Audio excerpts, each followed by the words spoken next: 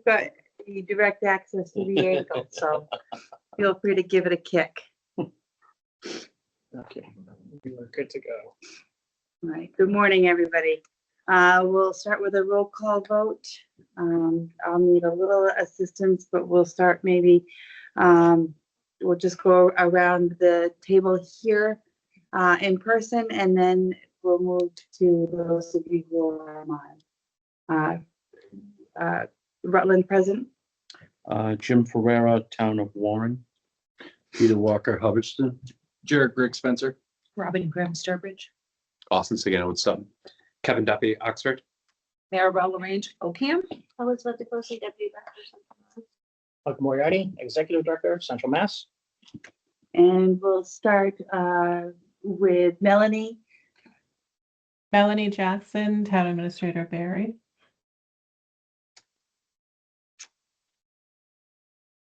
Dory Vecchio, Yes. Town Manager, Auburn. Dr. Adam Menard, Assistant Town Manager, Oxford. Eddie Holes, Town of Charlton. And Justin Ledoux, Acting Town Manager in Oxford.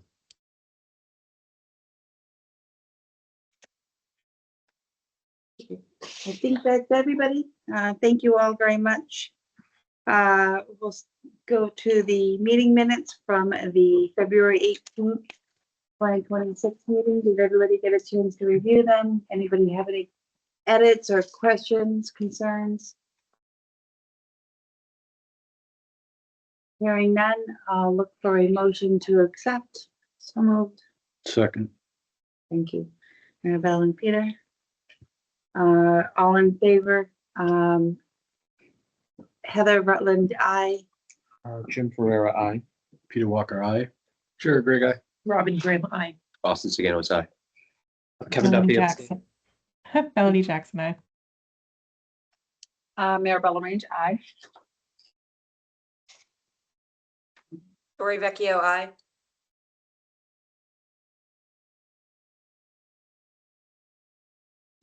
And I already did exactly what Jim asked me not to do, which is to identify which votes are a full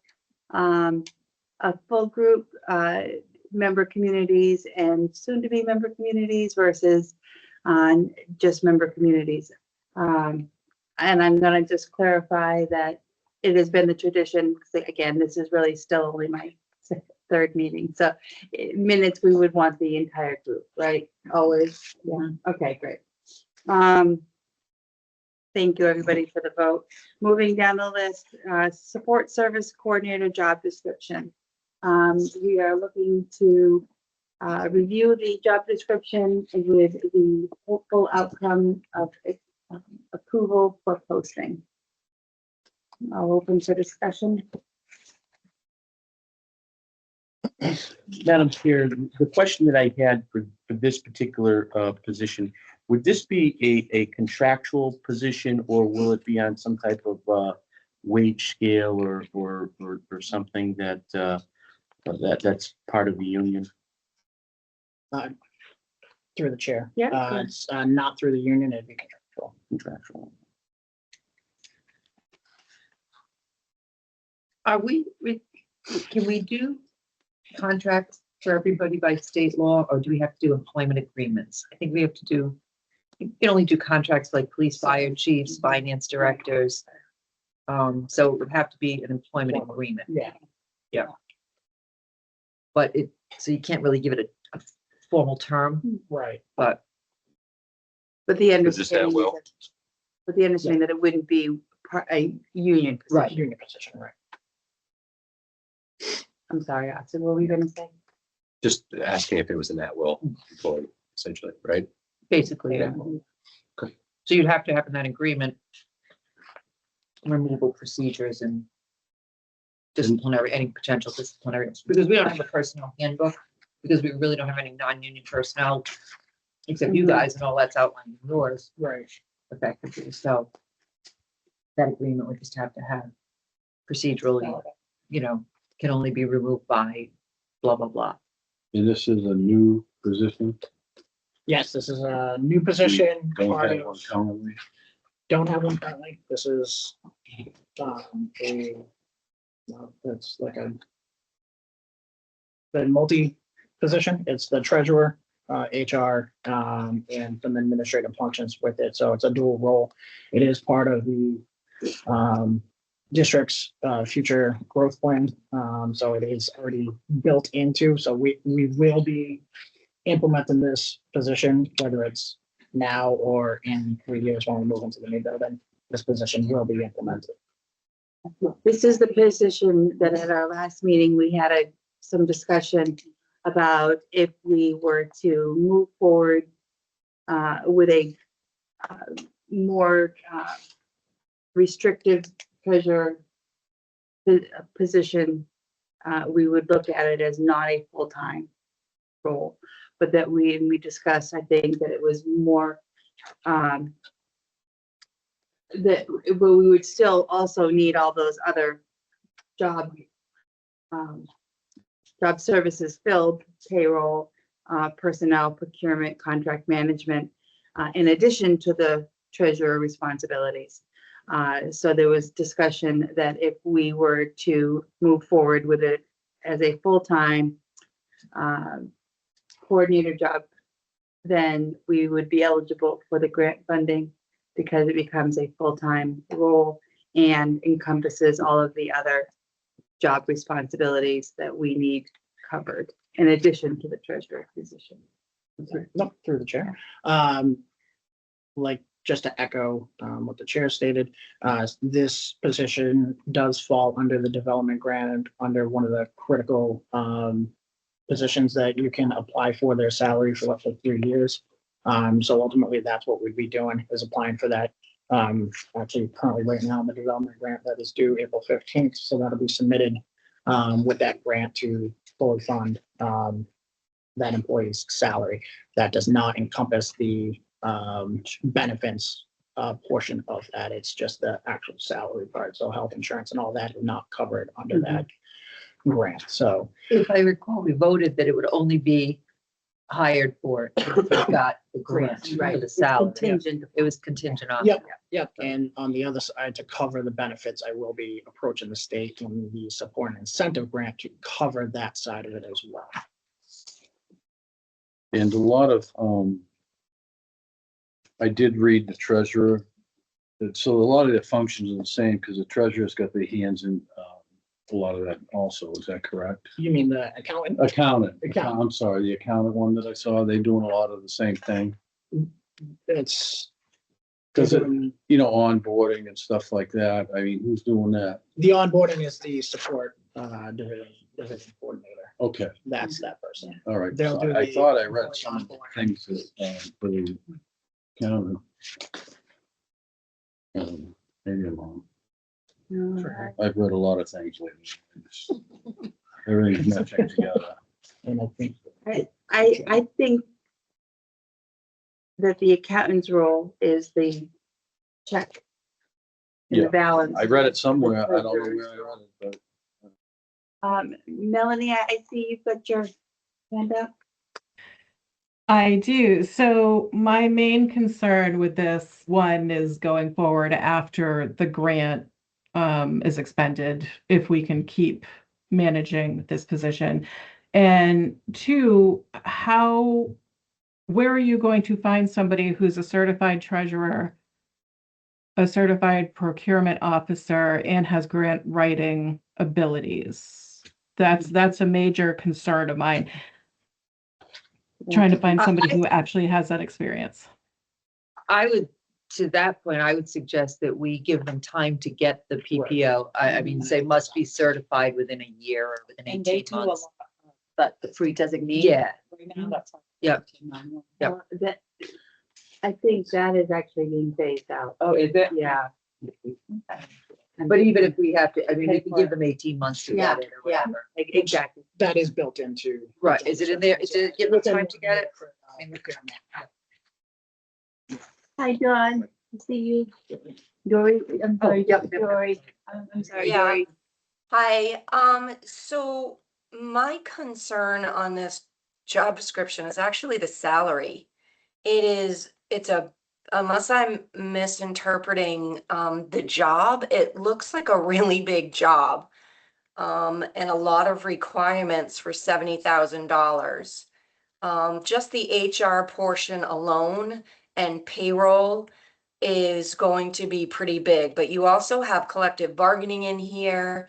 Is this part of a team that's going to be doing this, or is this really exclusively the responsibility of this person?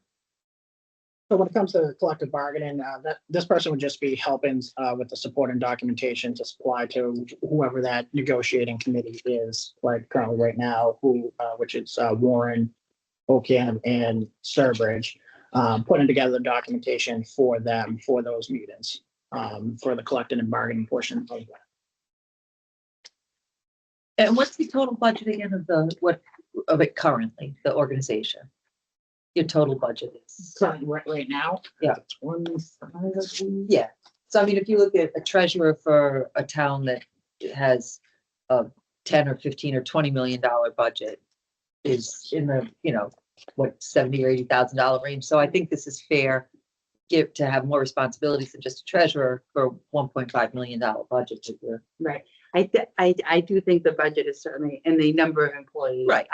We're not, It's not a town. it's not a, yeah, It'll be close to it. yeah, but with a $1.5 million budget and how many employees?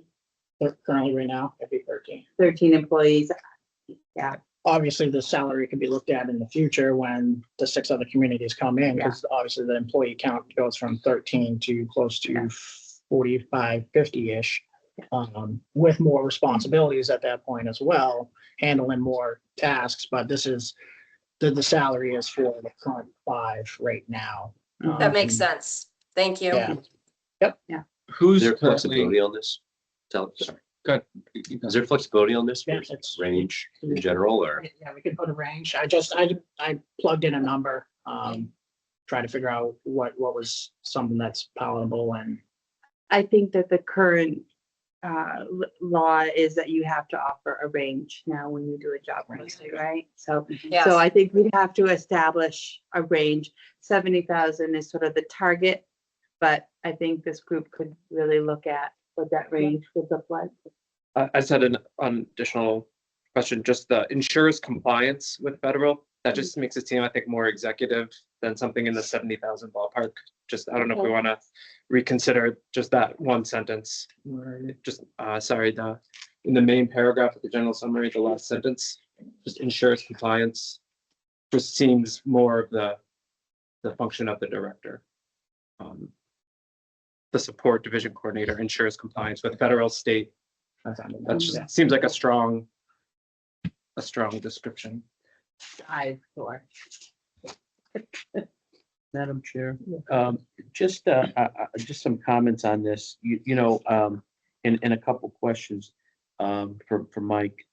Mike, is this grant that is going to be tied to this position, is this grant available every year, or is it just this year? How does that? it's every year. It's every year is available? Yeah, the development grant is open every single year. That comes from the surcharges from your any device that can connect to 911. It's separate from the state budget as well. So the state budget makes reductions. It can't reduce this budget at all. It's separated.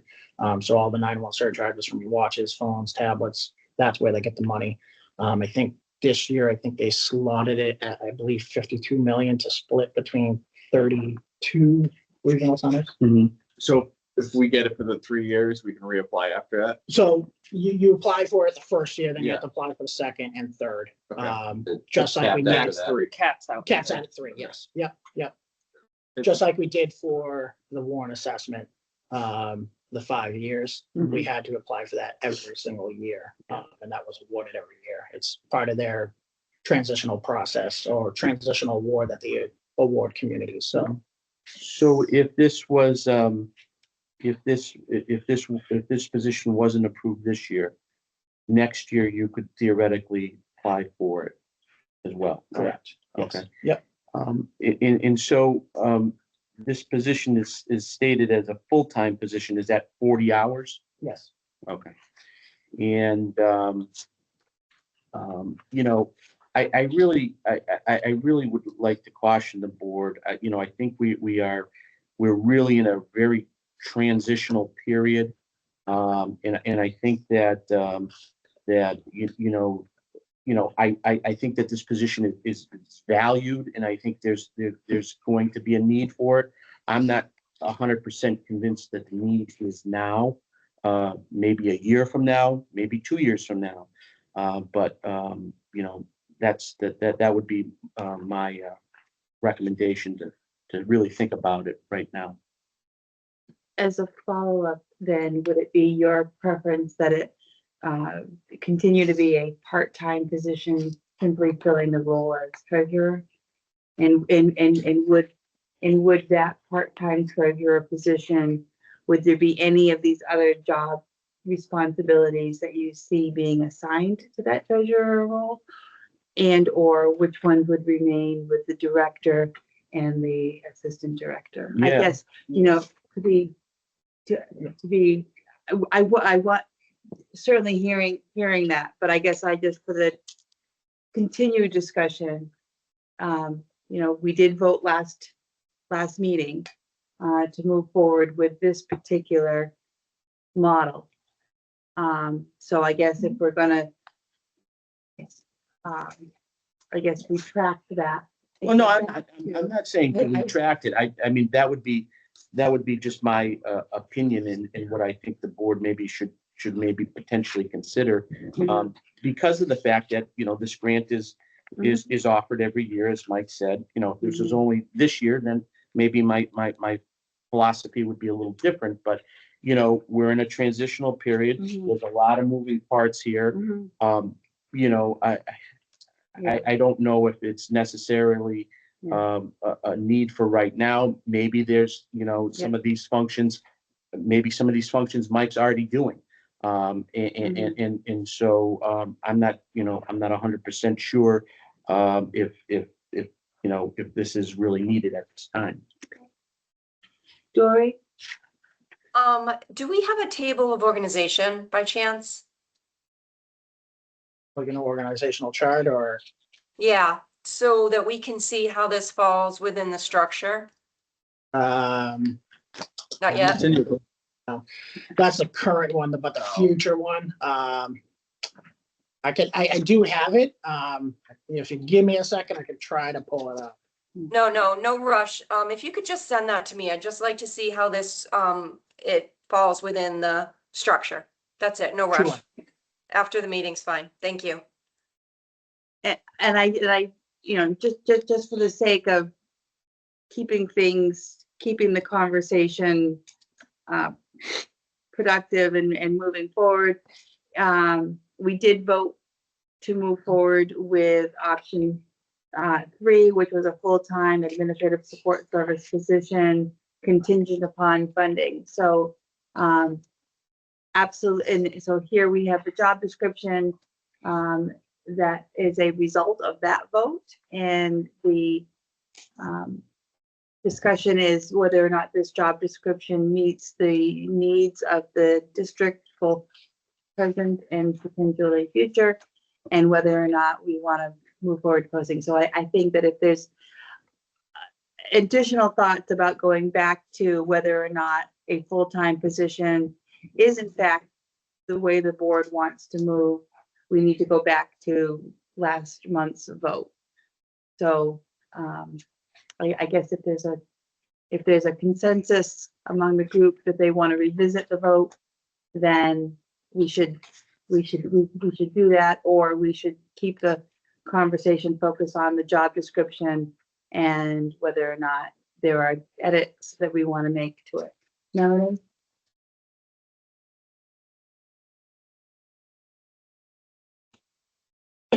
Do I have my hand up?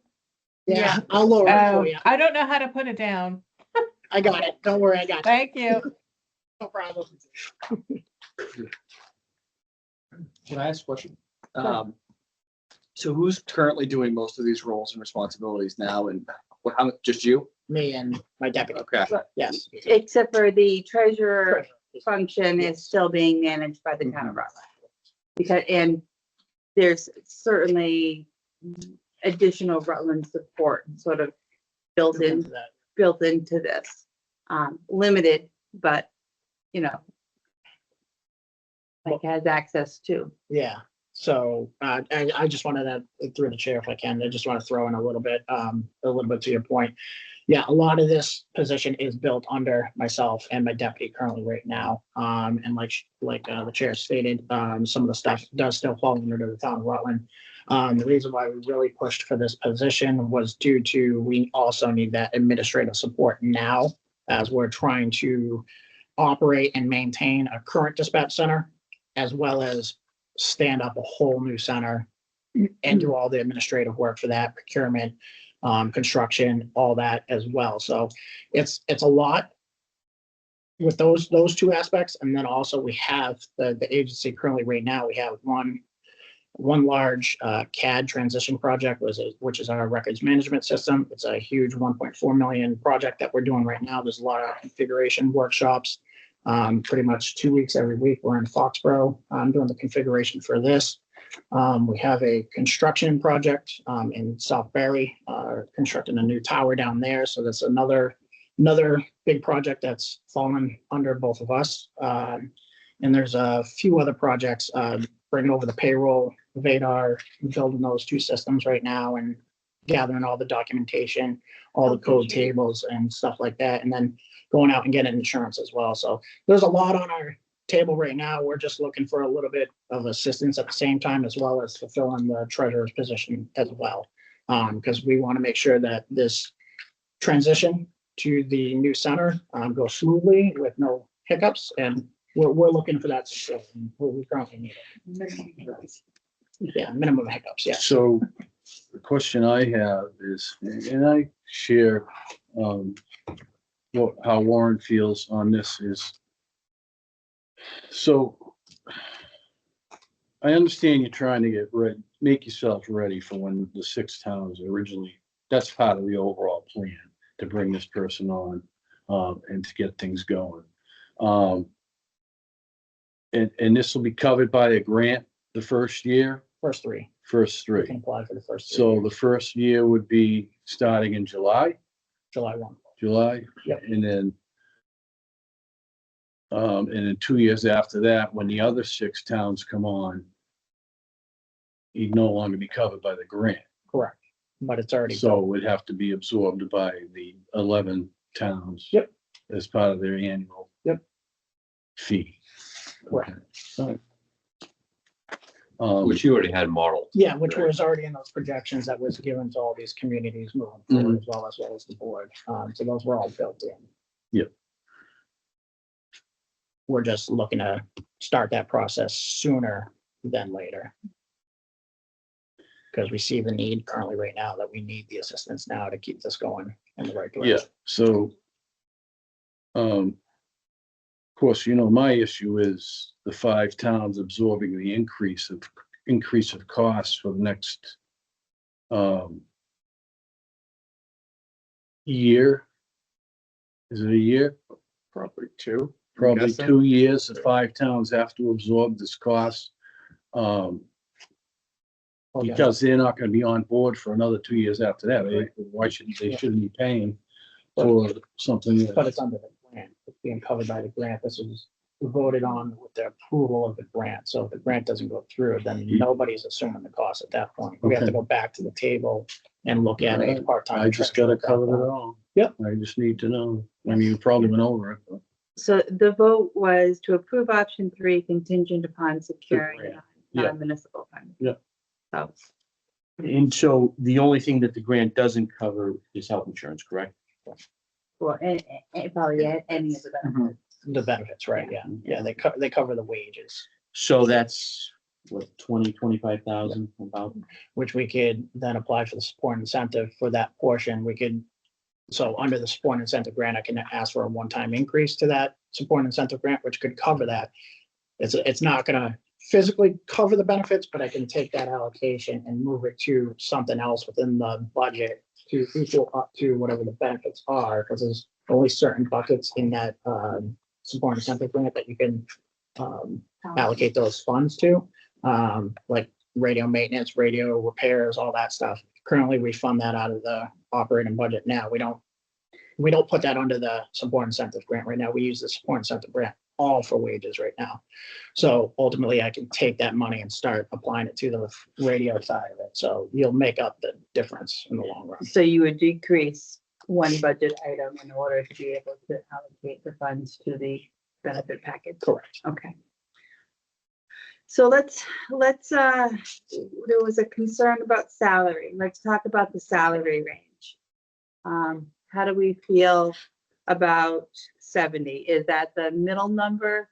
Is that the high end? Is that the low end? Is there a cap on this grant? So it's 52 million. If we wanted to pay this person $1 million. No. I'm just curious. Sign But me we are up. gonna hit the state up for a lot Right, over yeah. the next few years, so. Dory, I see your hand up. So a couple things, if you want to land around 70, and I understand based on the amount of employees right now, at SEMRAC, that makes sense. I would recommend you do something like between 63 and 78 and try to find someone that has a little bit of experience. And if they have a lot of experience, go a little bit higher. If they have less experience, go a little bit lower. But I would recommend, based on the board's vote the last meeting, and respecting that, in addition to the fact that it's very well written, and it's grant funded, I recommend moving forward with this. It's very good. Is that a motion, Dory? That is a motion. For a second? Second. Actually, can I second on this one? Are we voting on this? We I do, was like, what yes. did we end up deciding on this? My Because this is- recommendation is to accept it as it's been submitted to the board, this job description, just amending the salary. That's what needs to be determined at this time. Just doing a salary range. Okay, so just a salary range, but let's clarify whether or not this is a 5 number. Yeah. Yeah. Yeah, okay, so this Okay. is a vote, that everybody will participate in. All right, cool. Yeah. Same of the team. Yeah, okay, so, we have a motion and a second to adopt a salary range of 63K to 78K. I'll second that. Okay, great. Roll call vote, sorry, Jim? No. No. Aye. Yes. Aye. Dory, we'll start with you. Aye. Aye. Melanie, you're voting for Barry, Aye. and who else do we have that's a voting member? And Andrew Andrew, Golis, aye. thank you, Andrew. Chair votes aye. Do we want to move through it section by section, or I think the only other It language, passed, So we should. I think it was just salary range, right? That was the No. whole thing to me. That's right. Oh, But, and also the discussion of getting rid of, That one. Yeah. that one line. A week, Yeah. okay, great, fantastic. I misunderstood. Okay, moving on to the job description for the town accountant, the district accountant position.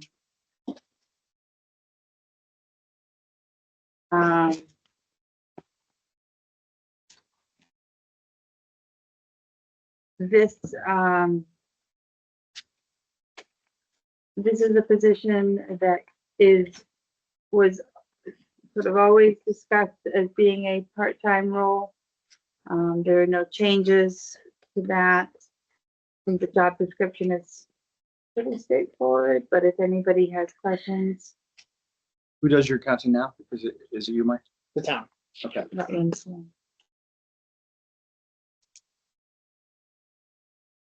And the position itself was approved last meeting. So we're just looking at the job description and salary range if we want to revisit that and make sure that at the moment to the board. Are you fairly confident you're gonna be able to get somebody for 10 hours a week? $20,000. No. That's actually a good point. That's a good point. work with a firm, like, It could be a firm. could be That's an what I was individual, thinking. yeah. I might want to even contract something like that. Mhm. Madam Chair, Mike, are you gonna, we're gonna post this? Correct. Okay. Yep. So anybody can apply? Correct. Okay. Yep. Have you looked into just contracting it and seeing what we could Not get a yet. better price? No, I can. Yeah. I mean, I know, yeah, Service to the town. there are a lot of retired town accountants who even just on their own are doing this consulting and retirees, it might be a lot cheaper. Because you're not dealing with well, it's 19 hours. 10. 10 hours, yeah. I'm sorry. I mean, and it might not even take them that Right. long all the time if this is what they do, and Mhm. it just seems like an awful lot of money if we could contract it. Yeah, I can definitely research that. You know, I don't know if I would put, 10 hours. I mean, there may need to be some flexibility, when you're closing out the year end and different things like that. You may want to put a range in there for hours, especially if you're not going to go with a service and you're going to hire somebody part-time, just try to set the expectation correctly. I mean, it's part-time, but the hours could vary, not just 10 hours. I mean, that sounds pretty good, 10 hours for almost $21,000. There may be times where this person, whoever it is, may need to stay there for, 18 hours, Or 4, Yeah. or 3 or 4 on a given week. So that's why I think I almost think it's just wise to look around first before we vote on this one.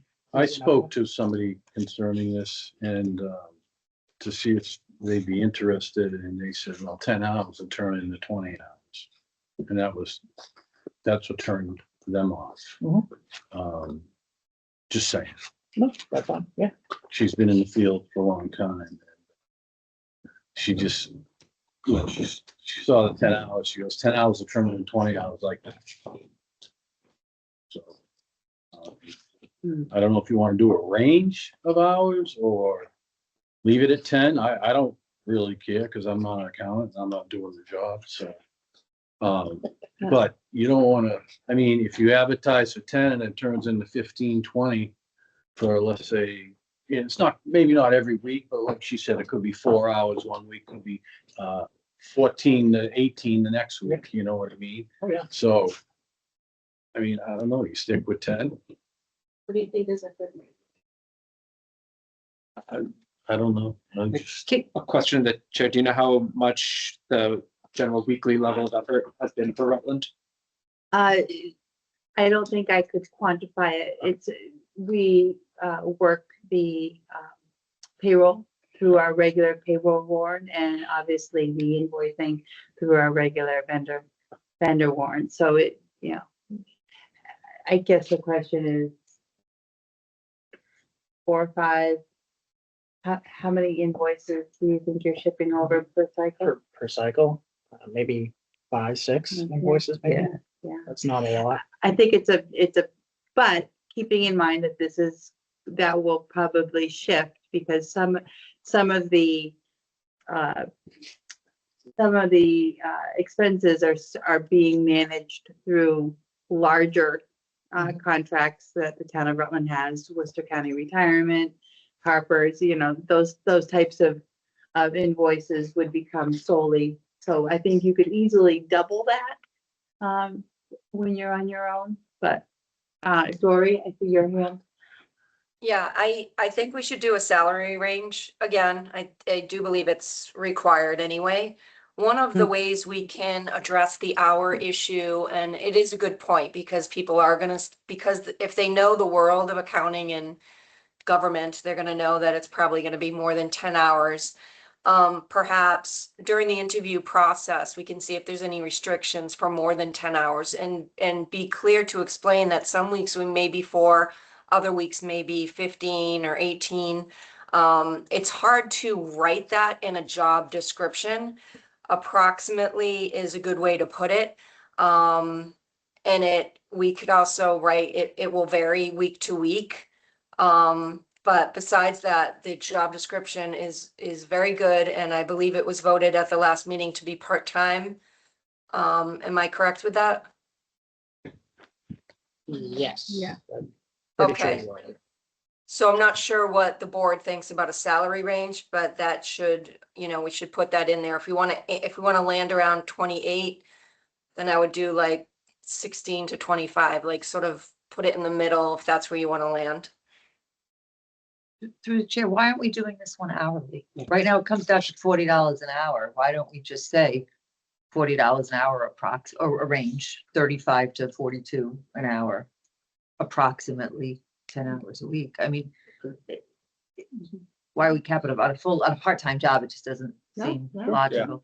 But I would still be in favor of tabling this till we have a better sense of what we might be able to contract it for. If someone will just pick this up as a small side job. Yes. You might get a retiree to do it for a little less money, and they're gonna be able to do it so quickly if it's. So I think I'm completely comfortable tabling it so that the director can look at contracted service options. However, we have a larger item towards the end of the agenda, which is the budget. So I really want to make sure that regardless of the approach to filling the position, that we do settle on on dollar amounts of what we're willing to spend for this so that we can plug that number into the budget. This one's not paid for by grants at all or anything. No, this one is not. No. So if we were, Dory's comment, if we're looking to land at that, and then looking at it from a dollar range, does anybody want to throw out a number that we could settle on for at least budgeting purposes that would then be retrofitted into an eventual job description and or a contract with an accounting firm? Is this number still okay? Madam Chair, I do like the idea of Robin's approach for an hourly, salary type of Agreed. range. So I think that a range could be offered for an hourly, and then, depending on how long it takes. This position, I'm assuming, will have busy times, and I'm sure at the end of the fiscal year when they're looking to close, this is going to be something that's going to be new. As part of this district, they're going to have to close and I would imagine get some type of reports over to the DOR and see if they have any some type of free cash available or whatever. They're going to have to do a lot more work in the fall. And Yeah, you're absolutely right. I just did some quick math. So $35 an hour for only the 10 hours is 18.2. And then if you, on the high end of the dollar amount, $42 an hour is 21,840. I would suggest being more, we don't want to budget exactly to the penny. If there's going to be weeks that they go over. So that's just some figures to kind of work with. So $35 an hour on the low end, and For the 10 hours would be 18.2. Yeah. But that's just on the low end of hours as well. So I'm inclined to agree with the hourly wage. If we end up going with an employee, I think that's probably the best way to advertise that. In terms of just setting a dollar amount for the budget, what have you guys do? You don't even separate out costs for accounting, do you? No, it's all bunched into, it's an indirect cost as in our current budget line item right now. So it's all combined with I'm everything. gonna just throw out a number then, like 25,000 for that line item, and we just try to not go over that. And hopefully stay under it. That way, there's at least a little flex if you need it, but Try to hit that one. since we're tabling, or there's I guess, seems like a consensus to table the item, pending a little more research on contracted services with a budget of approximately $25,000. Do we want to vote on this or To table it? vote to, I Yeah. guess vote to table, but also to accept the line budget? item.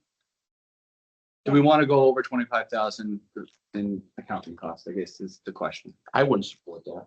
Would you Right. support that? Well, I mean, he's asking for $20,800. I don't know why we would add an additional $5,000 almost onto it right now. So if we do a range, it would depend on the range he gets for somebody. And this also depends if we go contract service. But what number would we put into the budget that is, we're gonna fund accounting services for is, I think the question. I thought we were talking about an hourly range. And Maribel mentioned 35. Yep. To 40 or something, that. Yes, And that would stay, I mean, again, that's only on the 10 hours, Right, that's And based stay- on 10 hours. 10, only based on the 10 hours. Yeah. So I do understand that at times they will be more. So when you budget exactly to the penny, like a lot of our towns do, So budget on the, what is the $40 an hour range? Is that 20,800? 21, that's $40 an hour. that's So- 42. I just did it. Oh, well, maybe 40. Yeah. All right. I was just trying to set the line item. So if you want, so you're saying just leave it at 20,800 for that line item. That's what he's asking for. Oh, I- okay. Yeah, okay. Alright. So motion to table the approval of the job description. Do I have a motion? So moved. Thank you, Peter. Second, Roll call vote to table. this is just pending whether or not they contract services, correct? Right, right. Um, Yes. Jim, Yes. Robin? Aye. Aye. Aye. Aye. Dory, Aye. Melanie, I, Andrew? Aye. Okay, and since we're not changing anything, I don't think we need to have a vote to alter the budget amount. That's what you've currently got in the budget now anyway, right? Okay, okay. Moving down our agenda to the advisory agreement authorization. Mike, you want to fill us in on this? Through the chair, this is for the Univake Financial Advisory Services. This is to help with the acquiring of a bond or a note for a new facility. They will handle all gathering the paperwork, drafting all the paperwork that's needed to provide to the bonding agents and get us the rates that get us a rate that is best for the district. So they'll do all that work and then they'll continue to do the work after the note is not awarded, but granted to the district. There's requirements after that paperwork needs to be filed every year, and they'll do that on their behalf. There is no upfront cost for this, and they don't get paid unless the note is granted to the district. Just for an example, if we went with a $14 million project, if that's were the case, fees would be $22,500 for every year that they have to provide their services to the district. But that cost would be rolled into that note as well. So again, the district is not fronting any funds up front to utilize their services. and that ultimately gets covered by the grant. Yes, yeah. The bond and assessment or the note assessment will be submitted under the development grant for the state every year. Madam Chair? I may. So Mike, and I'm just trying to understand this. Why would we be doing this now? I mean, we don't even have a site locked in yet. Well, we have Charlton, but that's the site that is locked in. Oh, it's locked in? Well, that's what we're trying to do, We have to apply for the assessment to pay for the building. Yeah. So we're gonna bond the building to pay for the building, but we need to apply for that now. We have figures from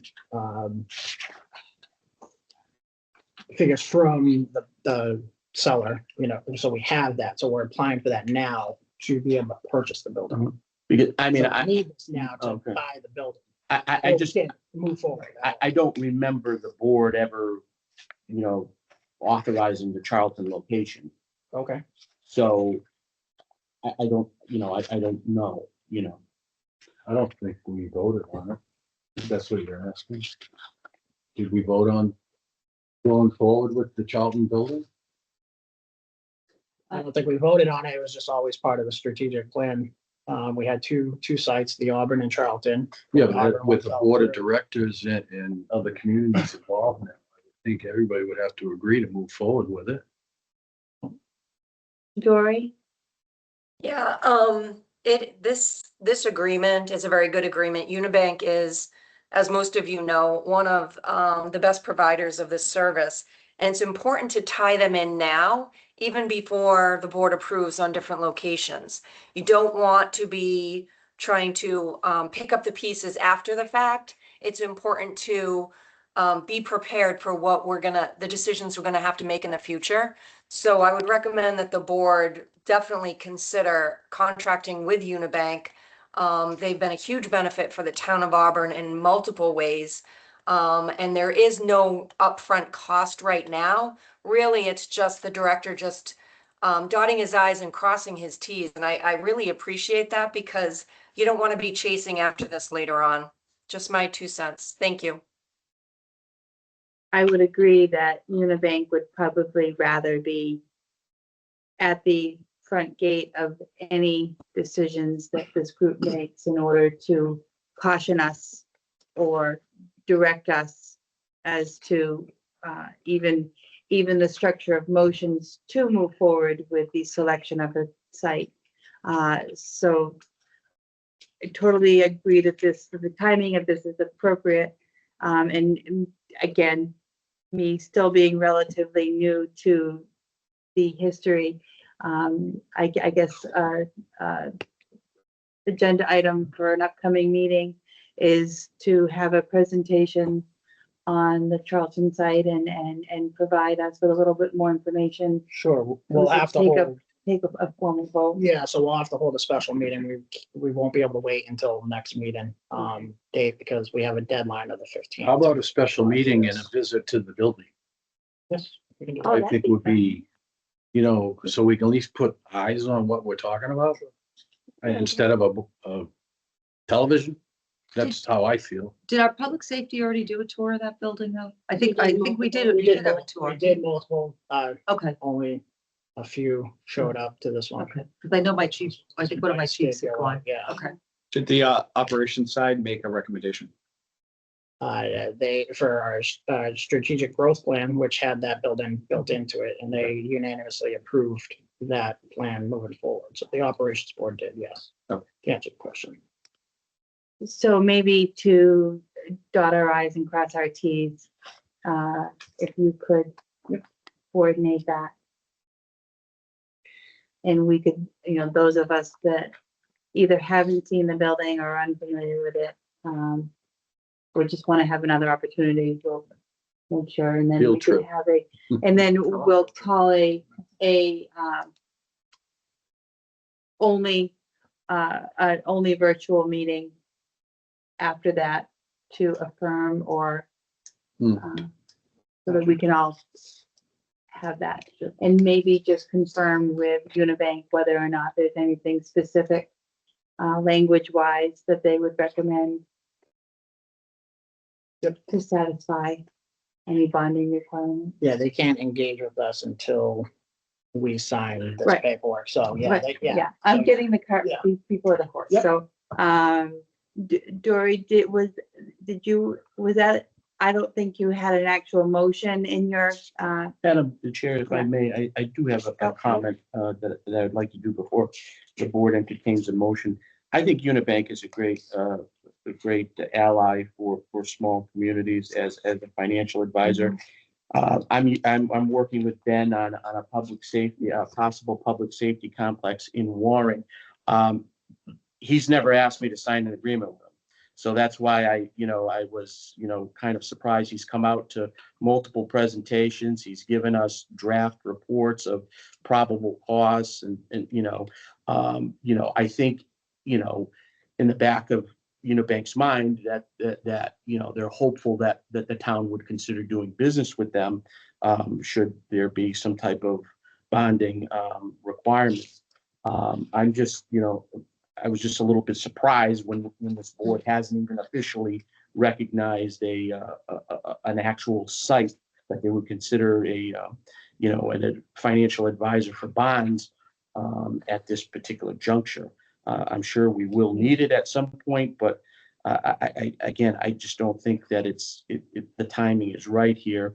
And I would imagine that, I don't know, did this go out to bid? It doesn't have to. So, Because it's a specialized, because do you have a separate procurement on this, or because it's a specialized whatever, so you do still have to put it on like combis, or, yeah, I think you don't have to do anything for this type of purchase. Is there a downside to entering into it earlier? Nobody's getting paid, so it's. Yeah, there's no Would it be fee. wise no to fee. put it on the same agenda after the vote of the building? Certainly do that. Well, To hold on. satisfy- No, I think we should do it now because the discussion about the building and numbers, we're gonna need their expertise to help us True. inform what the debt service would look like, what the bonding authority would look like, what the grant application would look like for the development grant. I think I agree with Dory. All this information would come to the board after the fact. And Jim, I suspect you didn't sign an agreement because you probably already had a long-standing relationship with Unibank and Ufasi. If you have debt service right now, you probably borrowed it. No, we don't. You don't have any? No. At all? No. That's amazing. I would love to be Warren. But your bond rating would not. Yeah. Having no debt. Yeah. It's like your credit, right? Okay, so any other discussion on whether or not we should move forward with the agreement with Unibank now, or hold until we have a better, I guess, an official vote on building choice? Dory, you're here. Yeah, Madam Chairwoman, I'd like to make a motion to enter into a municipal advisory agreement with Unibank, so that we have this in place when the board decides on what location is best for them. Second.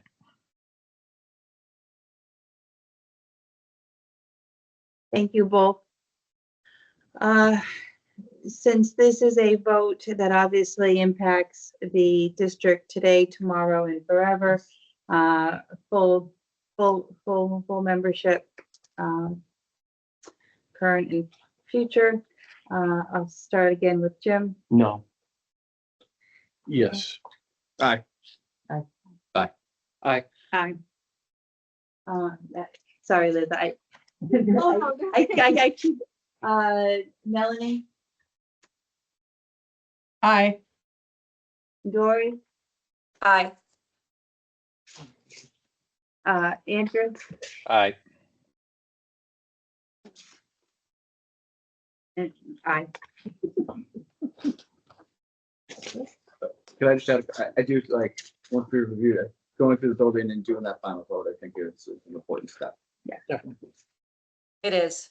That way we remove any question of whether or not there's support for that location. Yeah. Yeah, I agree. Moving our way down the agenda, legal counsel. I see KP is not giving the district any new member deals. Mm-mm. No way at all.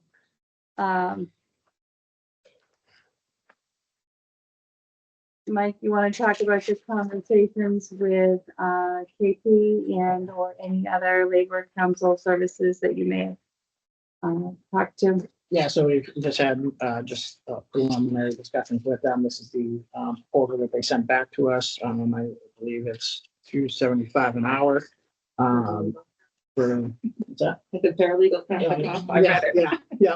Yeah, paralegal will have to cost, and I believe there's I think I saw a portion where some is free, but I doubt we'll ever see that, but sure. So this is the current law firm that we are currently utilizing, and just to get the district standing on its own, the quickest move over was this. We already have a relationship. We're already familiar with the district, with everything that's going on, with all the labor issues that we currently have or could have. Very familiar with it. So just easier to move forward and keep this district moving forward. So for 275 a week. So again, this is another piece that's not built into the budget right now. 275 an hour, sorry. 275 a week would be sweet. Sorry. That's not built into the budget currently right now. So as we can't really split out what the town of Rutland is currently paying for the district currently right now, how much hours we're utilizing through them right now. I don't think they have that split out. But just for an average, what I was gonna plug in, but again, this is up to the board. 5 hours a week, that would end up being 16,500 for that line item, if it was 5 hours a week. Not 5 hours a week, 5 hours a month, sorry. Sorry. 5 hours a month. Some months it could be 20 hours, Yep. just like the accountant job. Right? So obviously, when the district is moving through negotiations or the procurement for, legal counsel, although with bond counsel on board, perhaps KP services would be less needed during that procurement process. But I think discussion on what this group thinks is a reasonable baseline monthly billing expectation based on all of our combined experience. Dory, your hand is up. Yeah, sorry, I'm talkative today, I guess. Great. So I'm actually reviewing proposals for the town of Auburn right now, and I've seen rates from 195 to 275. My only concern with this is it says they'll bill paralegal work at 1/2 the attorney rate. That needs to be considered. So it's in addition to 175 per hour for the attorney, half of that we need to consider for the paralegal. Some of the bids that I had come in or the responses to our RFQs don't bill that out. So I just want the board to be aware of that. I do think KP Law is a great law firm. I've worked with them in different capacities. I am just concerned about these added extra costs that we just need to talk about as a board because they could creep up on us. And like I said, I have some law firms that did not bill for paralegal work, or I had some bill for paralegal and clerical. So you can see it both ways.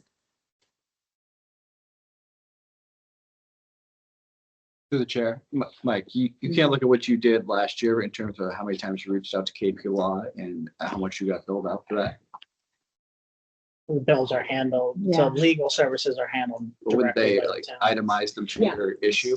So in OCAM, if I may, we have, they itemize them. They have general, and then if you have like a special going. So we did have to reach out to KP Law and get an estimate on a specific item that we wanted a total cost of what we spent the last 4 years. So they might, on their end, there might be a way to do it. For a charge of 275 an hour. True. So so theoretically, I could, if there was concern about that, I can try to work dive into our KP bills and Is it worth the effort? Is it worth the effort? I mean, I can They do it. should separate the invoices and They they do. should tell you exactly the ones I for. just have to, this I batch. would just have to go get all the invoices and do that. That would be something that I would do. Give me a time frame as to how far you would want me to go back, and I'll add it to the to-do list. I mean, I would take last year, but Okay, year to- 12 months. yeah. Fiscal. And you'd probably be a little on the higher end this year too. Yeah. It would be a high end because you had to talk to them, I'm sure, when you were including all of us, going over the contracts. So certainly would be a year reflective of higher end. Okay, We wouldn't be undercutting ourselves. Okay. And I guess, is there any discussion about, using a firm that is not KP? Well, there are, I mean, I've used other firms for a lot of things and they are sometimes do give a better deal and are good. Everybody just sort of defaults to KP, but, you know, Mead Tallerman is good. I've worked with them. Yeah. They're very good. So I'm not I've worked with opposed to them on contracts. Yeah. They're very good. They're very good. So, I mean, they, you know, there are other options. I just don't know if we get a better price. I mean, KP usually isn't, their price isn't always the issue. It's sometimes how they bill. And I sometimes find that the opinions don't give you a clear answer with KP. Sometimes they give you the, well, you might, and you could, and then I need a lawyer to interpret the lawyer's opinion. And so that's my only hesitation with KP. They're good lawyers. They're very smart. And when you need someone to represent at arbitration and things like that, they can do it and do it well. But their billing model and the types of decisions you do get, you know, if it gets complicated or complex, you're not going to get a clear, yes, you can do this. Or what do you need? What I like with Mead Tallerman is, what do you need to do? We'll get you there legally. What is it again? Mead Tallerman and something or other. Yeah, I mean, it can't hurt to get another quote, right? Yeah. I mean, yeah. Does anybody have another recommendation for another law firm beside Mead Tallerman, KP, maybe Melanie? I don't have a recommendation for another one. I just have a concern that if you are also using KP, I don't know how many of us utilize KP, but I know Barry does, and that it becomes a conflict for them if, say, the town and the dispatch has an issue. Yeah. Robertson does. Yeah. That was gonna be my comment also, is that if the district is using an attorney that, or a firm that the rest of, then we're gonna have to, all of our legal counsel would then have to vet what this council brings forward. Exactly. So it would ultimately put additional cost back onto the member towns, to then consult with KP. Madam Chair, I would also, you know, like to bring to the board's attention that, you know, the next couple years, you know, during this transitional period, I think it's critically important that the executive director has the ability to reach out, because a lot of this stuff with rebuilding, expansion, you know, getting different contracts on board, is going to require some assistance with legal. And so, you know, it's great that we would go back and look at what last year's, you know, legal bills were, but, you know, taking into consideration that, that the next couple years is going to need to be ramped up, in my opinion, a little bit, with having the ability to access and making sure that everything is done correctly. I don't disagree. Dory? Yeah, so just to give the board a little bit of information, about a couple of the people that submitted RFQs to the town of Auburn for, general legal services. Bob Hennigan out of Worcester was $195 an hour. He's always lower. Mead, Tallerman, and Costa, which I believe someone had brought up, was $225. I don't want to nickel and dime this. It's super important to have a really good lawyer, especially, I agree, everything that we're going to be going through. But I just want to make sure that the additional costs, you know, we anticipate that and they're not a surprise. And I think if we can just look at the relationship we've had with them and how they've built in the past, we could just move forward. But I just wanted to share the information on the quotes that I received. In regards to employment counsel, which I have separately, we have one, Clifford and Kenny, who came in at $250, but they had a lot of paralegal and admin extra costs. Mead and Tallerman, again, $225, Cedar Law, $250. So that's just throwing out some information so that the board has it as to what's out there right now and who's responded to the town of Auburn. Thank you. For informational purposes, does anybody participating, do any of our communities use somebody other than KP As Who- the main council. as your main council? We don't use KP. You don't use KP? Who do No. you use? I use Bob Hennigan. Okay, Same in Charlton, we have Hannigan. okay.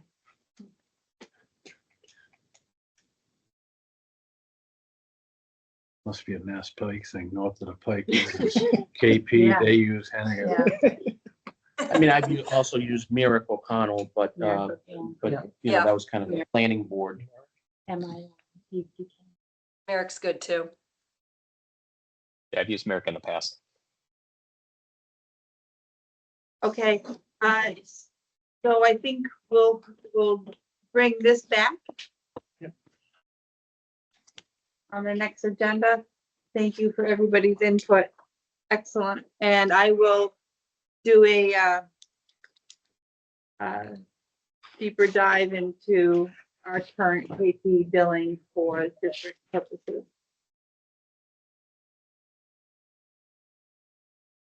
All right, next on the list. Are we getting into police detail? Okay, so, police paid detail coordination by dispatch, operational risk and recommended policy direction. I'm gonna just give a little bit of the background on this. This issue came up, recently. A member town, has raised a concern about the role that dispatch plays in the detail procedures. My understanding, and again, new person at the table, is that dispatch has provided detailed coordination for member communities, but it is not part of any of our member agreements, and there is no procedure or policy that supports that function. Which there doesn't, I'm sure there are other functions that dispatch provides that is also outside of a member agreement, and we'll, I'm sure, have this discussion on repeat as we transition into their standing alone. For example, who holds the key to the Rutland Town Annex building when the town administrator locks herself out? And that's, so I think it's important that we have this discussion so that we have so that dispatch, so that Mike and Liz have a clear understanding of what we expect as a board. And so anyway, this is coming about because there was a malfunction, and as a result of that malfunction, we should address it as a policy and procedure issue. Mike, I'll let you sort of pick up where I left off. Yeah, echo a couple things that we just stated. So yes, this has been a long-standing task that dispatch has done for the communities. It's not a core function of a regional 911 center providing emergency services to our responders. It's a administrative task. This is one of the administrative tasks that has been always built under dispatch centers because long history, dispatch centers have always been built under police stations. Police stations have always utilized their dispatchers to do the clerical work for the police department. So that's where this longstanding task has come from. Moving forward into a larger center, this administrative task is not going to be manageable by a 911 center. In the memorandum, you can just see on that front sheet the amount of details that are coming in just from the new communities coming in. It's alarming how many are coming in. And if you just take all those details, which is roughly 13,300 details a year, coming into a dispatch center, that's roughly a half a full-time employee for the entire year handling just details alone. It's half a full-time. It's a lot.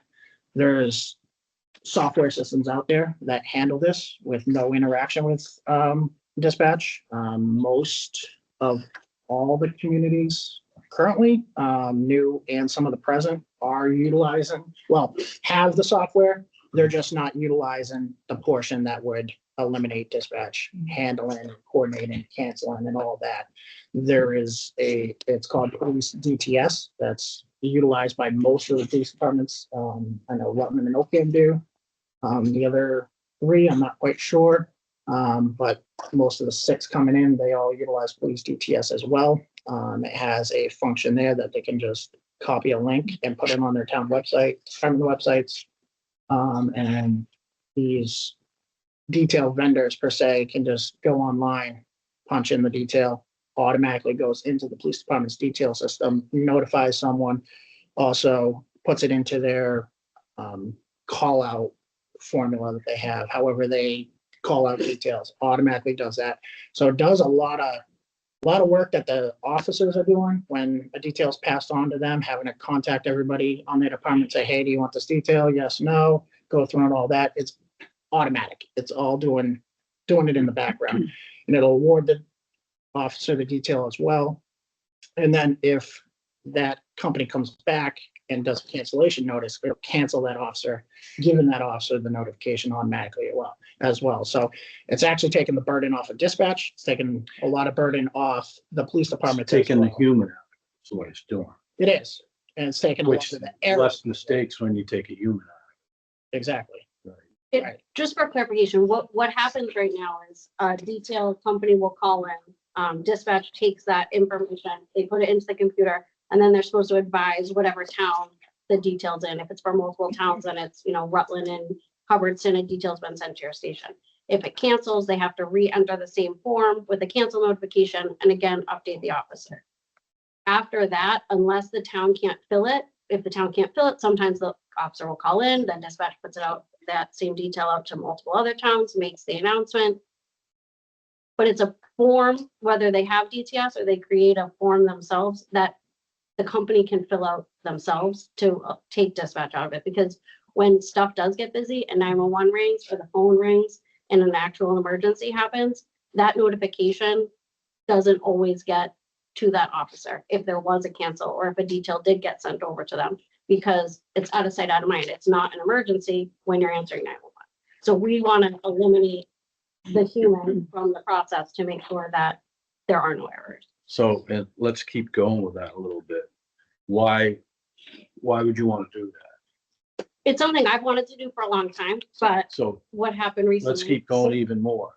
So as a fiduciary for the town that I live in, it costs taxpayer money when the ball gets dropped and the communication doesn't get relayed to the officer when he shows up for his work detail. Yeah. Not knowing that it's been canceled, who's paying him?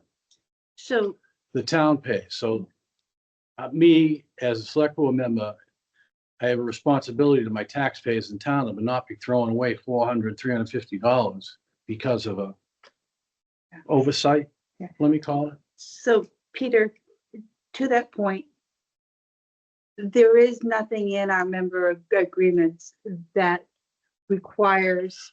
Understood, Chair, understood. Yeah, But it's been a long-standing right. going for, how long has this been going on?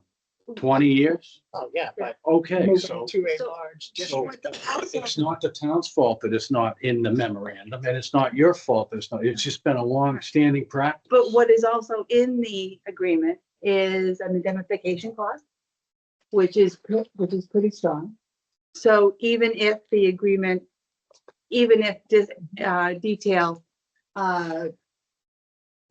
coordination was part of the agreement, which it's not, the indemnification clause would certainly cover dispatch for exactly the reasons that Liz just described is that in an emergency, their primary core function has to be addressing said emergency and making sure that that work takes a priority.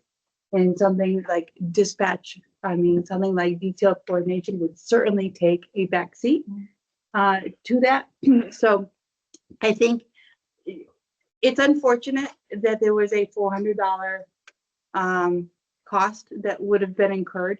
I certainly encourage your community to reach out to your council and or the company that canceled that detail.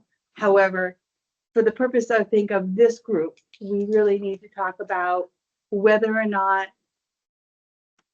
detail coordination should be a core function. And if so, how do we add that to agreements and how do we make it manageable for dispatch? And so that there's a clear understanding of what the expectations are. And or do we not feel that it is a core function and should be left out of the agreement? And how do we manage our dispatch, our detail coordination in the short term if there's an intent to phase it out? So I think that needs to be the discussion.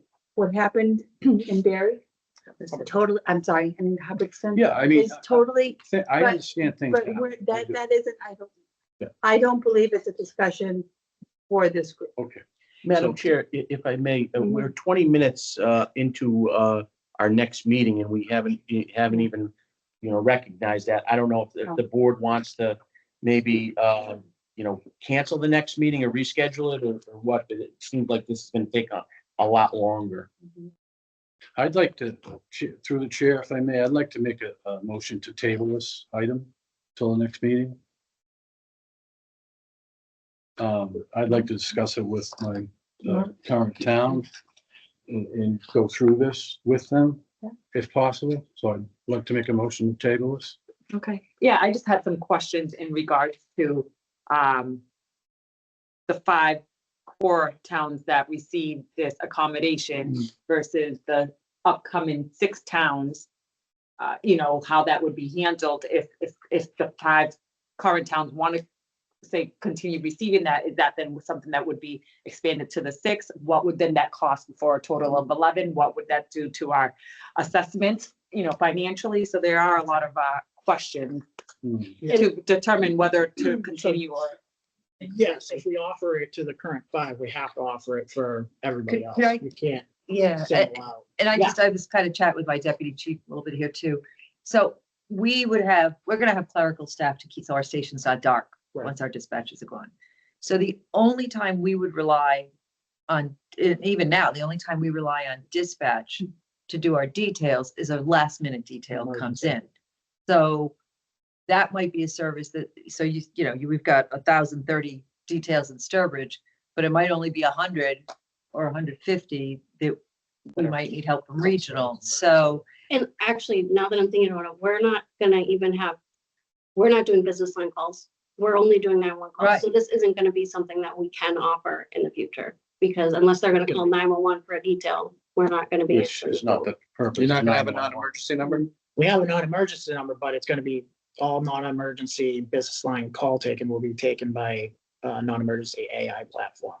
If it triggers like It's conversational. It's different from what everybody's used to. So if my It's clerk more- called into you guys, Say that again. but if our clerk No, was on at 11 There's o'clock, a and we need a certain detail.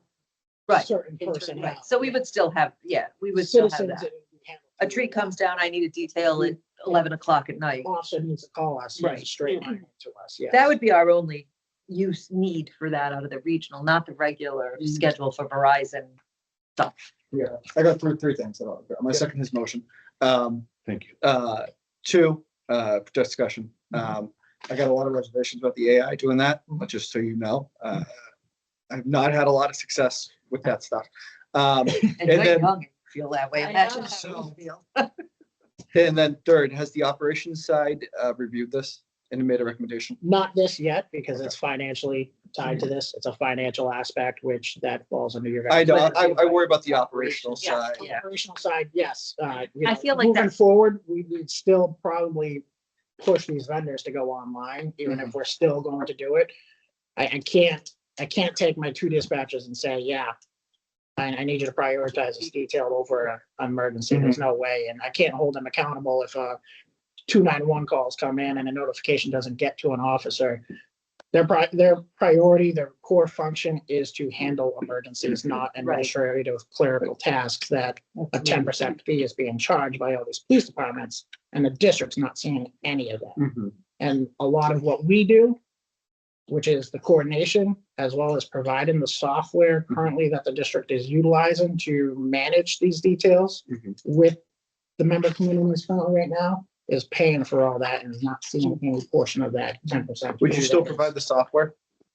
It's through our Microsoft, it's through monday.com. Okay. So it's just a form that goes into this, but I would suggest the agencies that are not currently utilizing police DTS to really look into it. Most of Massachusetts utilizes it, police departments. It has a mutual aid hub so that these officers don't have to call 6 other communities to fill a detail. They just put it in the mutual aid hub and it goes out to all these communities. Police DTS is one of the biggest detail software companies in Massachusetts. It's a lot of automation and it provides them a lot of tools within that. And they can also utilize it for their scheduling, overtime and all that stuff as well. So if agencies are using a scheduling software, you know what I mean, you could get both into one, you know what I mean? And it's just a lot more coordination. So I think tabling, it's probably, sorry. I just had one other thing I think it's important to note, just for the total numbers, which I know are shattering to look at. But Charlton and Oxford just had the Route 20 project. This is definitely skewed. Not that the next big DOT project isn't possible in one of our communities, but these numbers are definitely high depending on the timeline. And just to echo, tabling it for sure, I think I would feel a little bit more comfortable. Maybe the operations board doesn't make that financial decision, right? But are advised before we make that decision, because I don't want any of the police chiefs or fire chiefs going, you don't know, I don't know their day-to-day, and if they might have a suggestion or an idea. So I think that us making that decision and then telling them would really can irk some I get a call people. from my chief, I know that. But that's why I'm texting mine as we speak to get information. So, yeah. Or maybe even like a joint meeting, something. I think, I agree. Yeah, and I certainly encourage that, I know that our chiefs have lots on their plate, but that they prioritize, if that operation meeting is scheduled, that they prioritize attending that meeting so that they can participate in that discussion in a meaningful way. Yes. Yeah. And then if you Andrew. Oh, Andrew? Well, you guys What'd got to what I was trying to get to. I think this should be referred over to the operations board. The operations board should make a recommendation, or at least vet this. We're gonna put them over there. Okay, thank you. So we'll table this for discussion next meeting or whenever the operations has had a chance to take a look and make a recommendation.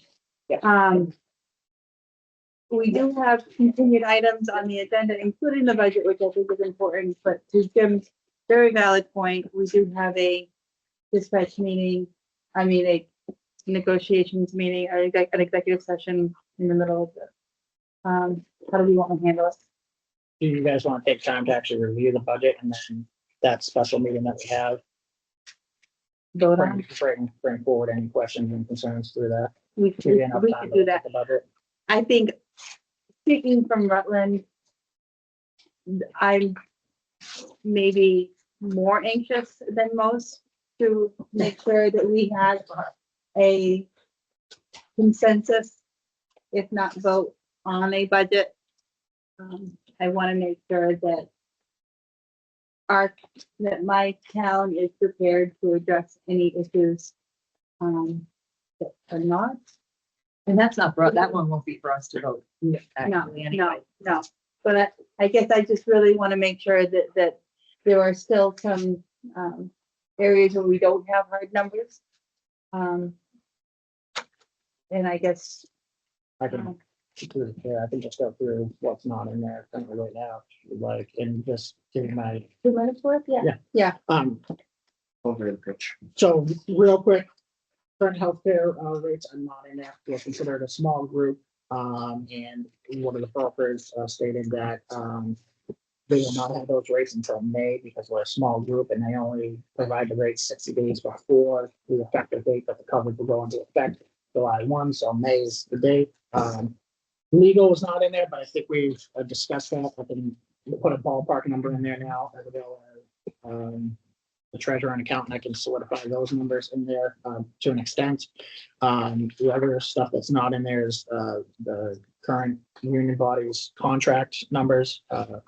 Their current pays in there, the current healthcare insurance for those employees is built into the budget. Just not what the real numbers are going to be, but currently what we're paying now for healthcare coverage is built into the budget. The director, deputy director's contracts, those are in there at what we've asked for, but again, that could fluctuate up or down. And then liability coverage is the other portion that's not in there. It's with the underwriter. We're just waiting to receive those figures back from the underwriter. So those are the only items that are not in there.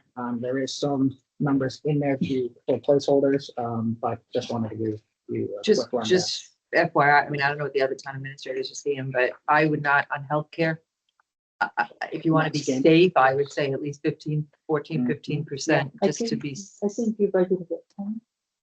did you do 20? No, I just have current numbers. Oh, yeah, no, you, yeah, you got That's what I was gonna at say. least 15% at this point, What would they like to see? and that's probably a little risky. Last year I was 19, this year was 9, so that's. If you were 9 and now we're 14. so- We'll go through Cabot Risk right now. So they're providing us 3 Are you going in through Maya Right. or? Cabot. Yeah, but it's Not Cabot, through- not through Maya. Not through mine, not through, correct, yes. It'll be very interesting what you. Yeah, Yep. I think that's really peculiar, especially since Maya is not taking on any new entities Mhm. whatsoever. How, But Cabot's the same pool, sort of. right, I don't know. Yeah, I don't trust any of it. I don't trust any of it anyway. This is, I don't trust any of them.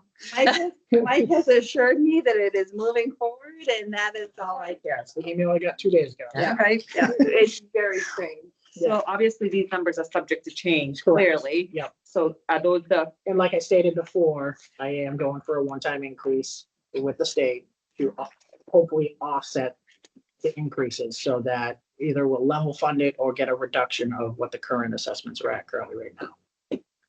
To help burden that spike of transitioning to an actual district off the level Help sports. lessen the burden. Lessen the burden, sorry. Lessen. Thank you. Okay, so we'll keep the budget on the agenda as it continues to. But this is, I think, a pretty good representation of what current district communities can expect. Which is great.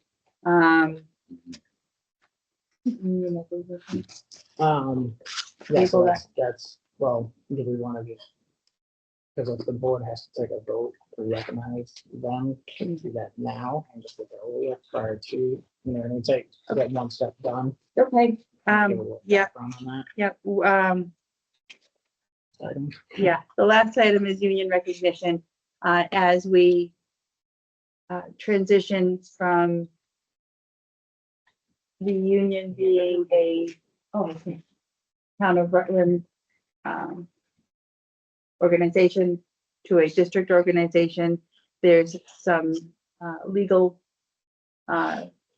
transition aspects that have to be addressed. Mike and I are going to have a conversation in the next day or two with Rutland Council, which is KP, to really sort of go through a schedule of activities and make sure that our language lines up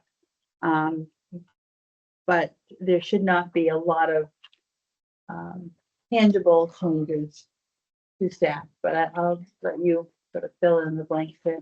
Right, so from what David, I think, is alluding to, that the current union body has to dissolve and then a new union body has to be created. So I think just to keep this moving, we were looking for the board to recognize the new union to get that vote done with. So that when we do talk to David, that we have one portion done. I don't know. I haven't been a part of recognizing a union before, so I don't know what that entails. I don't know if any of you have, when the union has officially formed. I don't know what that process looks like, but we're just trying to keep this moving forward and not delay. Have they taken their vote yet? Sorry, union body. the union body, I believe they did. And they've notified the state, the Commonwealth has, yeah, so you could. No, So we, Because I don't even think their lawyer knows that yet as well, Yeah. which I think he should, but doesn't. they should come first. Yes, and they then should we come would- first. That's my understanding. Okay. And then I believe the state reaches out yeah, to Yeah. us. so, They could also voluntarily ask us to recognize. them Yes, As well. and then that. which is what David is obviously hoping, is that there's a voluntary recognition. But I think that there's a discussion of whether or not that contract becomes a brand new document. Mhm. Right? So is it So still that- the same union? I'm sorry. It's the same, it's same still with Mass Mass Fox. Fox. But it's a Okay. But different it's- local, it's different. right? It I think technically it becomes a different they local. become a different local at that point, yes. Really? Or I think Austin may But be able to. I'm just thinking, I would like to see the recognition clause language. Yes. Yeah. Because if there's a potential for expansion for more positions that we just talked about, like the administrative service coordinator, that's something we should talk about. If Right. it's just the More current positions are gonna dispatchers, fall under it, absolutely. that's easier, Right. right? Mhm.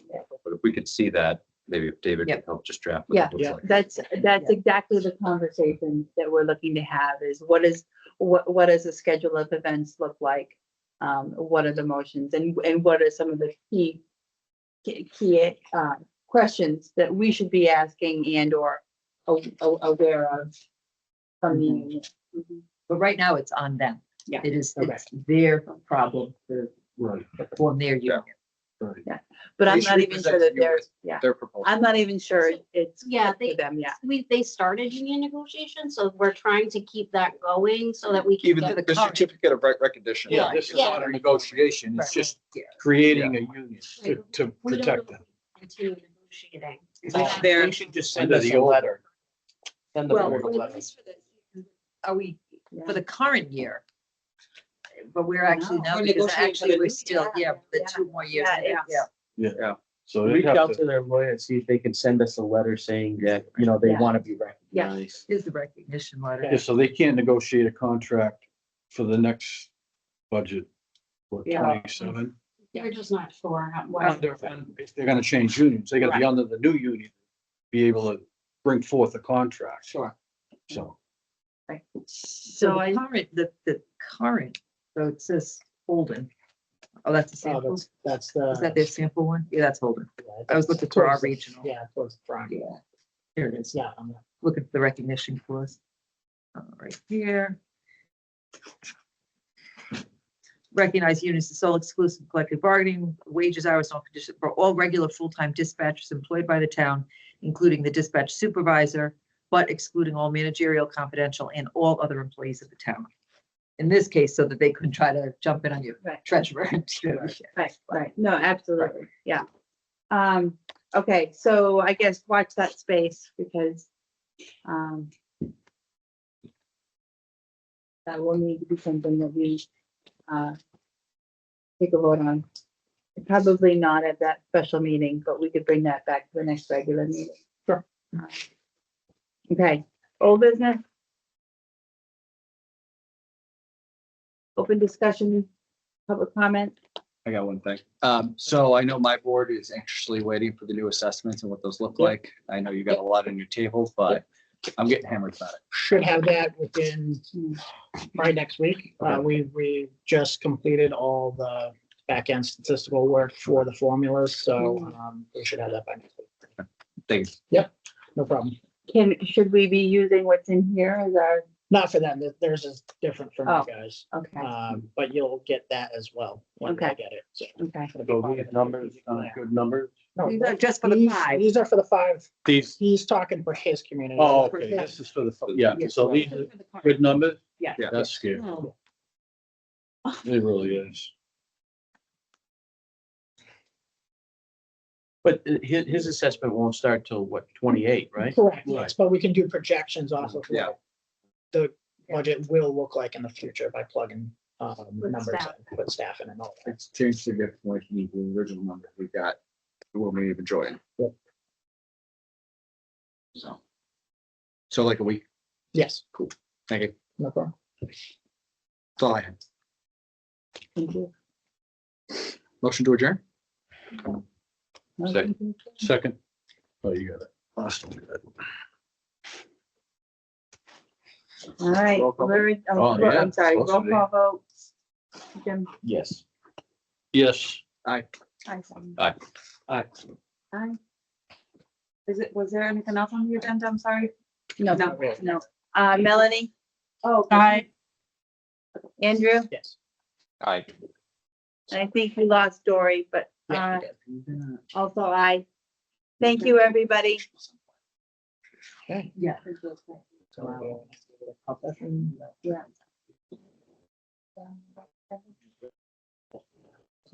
We're really late here. I mean, it's 10:40. What do you So want we to do do? one, at least for one. I mean, Well, but I know that the there's second only one, one. yes, I want to see. Yeah. Take care. Just the original time. Yes. How are you? Austin. Take care. You're gonna yell at me? Take a snack for the road, Can Austin. you let me know the special meeting when you guys are doing that? Cause the sooner I know, the better. Oh, sorry, I didn't. And what is the special? Oh, yes. Oh, Yeah, What's the special? Uh, Budget in. Oh, I don't even know if it's special. You can leave it on the table. Because I didn't bring one in. Go ahead. Just put it right there. Leave it. Grant's doing the It's all first. good. Okay. There's something, I didn't know what I missed. So it's part of the meeting. That's gonna. I don't. Yeah. think so. It's just Jim, Maribel, and myself. Yeah, that's why I was getting up. Yeah. Yes. Oh, one moment. I don't do it here all the time for snacks. Yeah. So if you guys mind leaving the books, because I'm gonna fill the books. Yeah, specialized, yes. I found my little stubborn. I'm gonna fill the books up, but in there towards the back. you do- My agreement. Yeah, take that agreement out of there.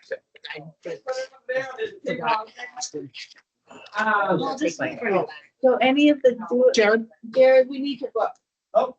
yeah, so I'm gonna fill the books up every week. So, but in the, actually yours doesn't have it.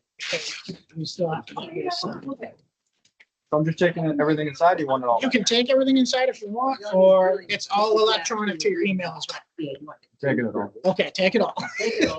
I'll just stack it. You guys can exit right this door. So I get your trash. Robin, towards the back of yours, you're too. I take this back? Mike, I I just, gotta fill it. oh, I gotta fill it every week. I mean, I just want to grab. You can take everything out of Oh. it, yeah. But everything is electronic too, to your email, the calendar. I'm a paper guy. Yeah. Yeah, that's fine. I just wanna be. prepared. You got a system. Killing trees, man. I actually like the book over Hey. here. But you know I what? tried digital. Good. how'd everybody? All right. Have a good day, everybody. Thank you.